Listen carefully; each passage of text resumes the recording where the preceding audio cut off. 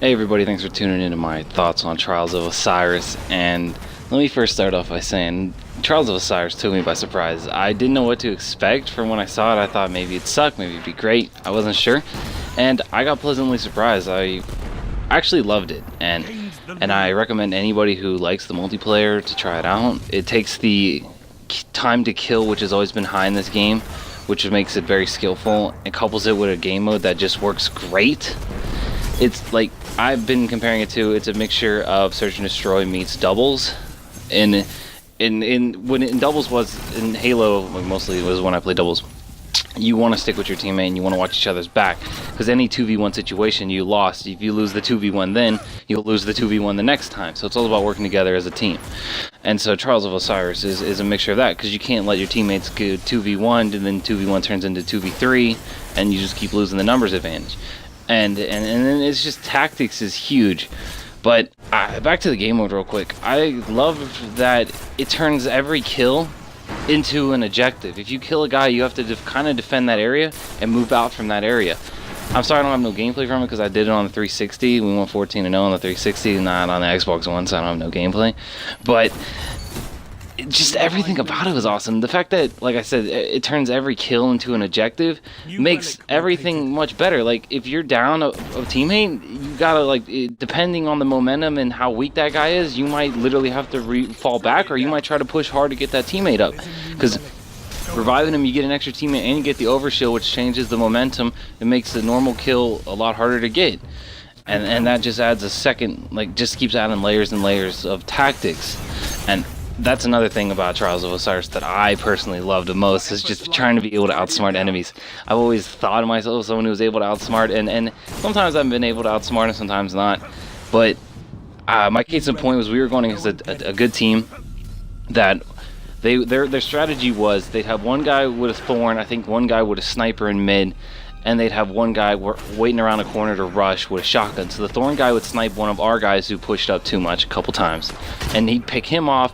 The shotgun guy would rush around. He was a Titan too. He would rush around the corner and shit on me before I could even react, and I would just be like MFing like a motherfucker, and it would leave our one teammate to try to pick up the slack, and he didn't really stand a chance. And adapting to that strategy was key. The key was not to get picked off by Thorn guy, and it was not to fall for the bait tactic of trying to wait on your teammate's body to revive him. That's what they played on. They played on the fact that you weren't going to fall back because you wanted to revive your teammate, and they played on the fact that if I rush hard enough, if you fall back, our sniper will pick you off. If you try to flank us, our sniper will get you. It was really well done. They were really good about it. And one of my suggestions on how to counter it was, I literally said, I was like, how about I die by the Thorn guy on purpose, then the shotgun guy rushes, I self-res and melee him. Like, it's just shit like that. It's just crazy how many different strategies you can implement and come up with. And that's why I thought Trials of Osiris was great, because it kept you thinking the entire time. It kept you planning. You had to adapt and react. Like, there was another time where it was two guys would go left and one guy would go middle.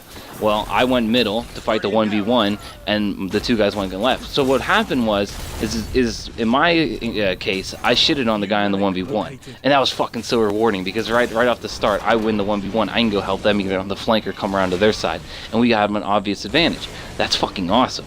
Like, like any chance you can get a guy on a 1v1 and you have more faith that you can win in a 1v1, ooh, makes Trials of Osiris so much better. So that's another thing, is if you can find like weaknesses in teams and exploit them, like 1v1 skill or bad strategies, cake. And the list just goes on of different strategies that you can implement. Like, if I had gameplay, I could break each one down. I'll try maybe this week if anybody's interested in Trials of Osiris tips and tricks, because man, it was fucking awesome.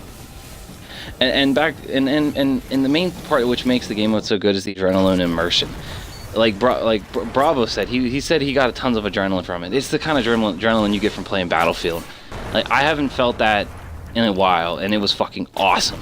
And when you come back from a 2-4 deficit like we did in one of our games, you're so immersed. You're just so fucking happy that you came back and you pulled it out of your ass, because I honestly thought we lost, and I got carried by Creep and Bravo, two guys I was playing with. They fucking carried the hell out of me. And I got to give a big shout out and thanks to them, because I wouldn't have been able to go 14-0 if it wasn't for them backpacking me that game. And I literally was like, all right, we lost. And they fucking, no, they were like, nope, we're winning. And they pulled it out of their ass, and I give them points. Another great thing about the elimination game mode is that you get, after the one side gets 3 wins of their rounds, or wins 3 rounds, it's heavy ammo side. And the heavy ammo each spawns in, but after like a delayed time.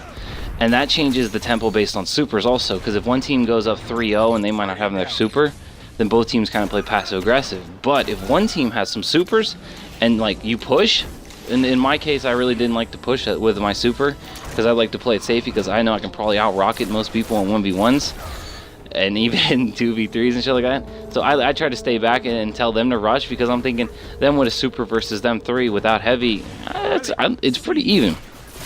So that was another thing, is how you play heavy ammo. You can fucking rush the other team when they're waiting for their heavy ammo and catch them off guard, or you can get a heavy, like Team Rockets from Halo. And so it depends on how much faith you have in each side. And the heavy ammo rushing strategy was one that was really fucking, it paid off a lot. Like, by the time heavy ammo spawns, the enemy team's already dead. You're just like, what the fuck did I miss? All the good shit happened.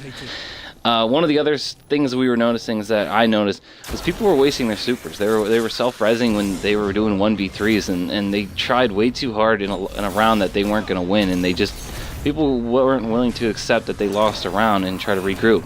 They kept trying to fucking force wins out of rounds, and that was something that people, hopefully next week, realize. Well, I hope when they go against me, they don't realize it. But for anybody out there, like, you gotta realize that you gotta pick and choose your rounds. If you're down 1v3 and you have a super, 9 times out of 10 you want to save your super. It's just like Search and Destroy from Call of Duty. You want to save your kill streaks for the next round.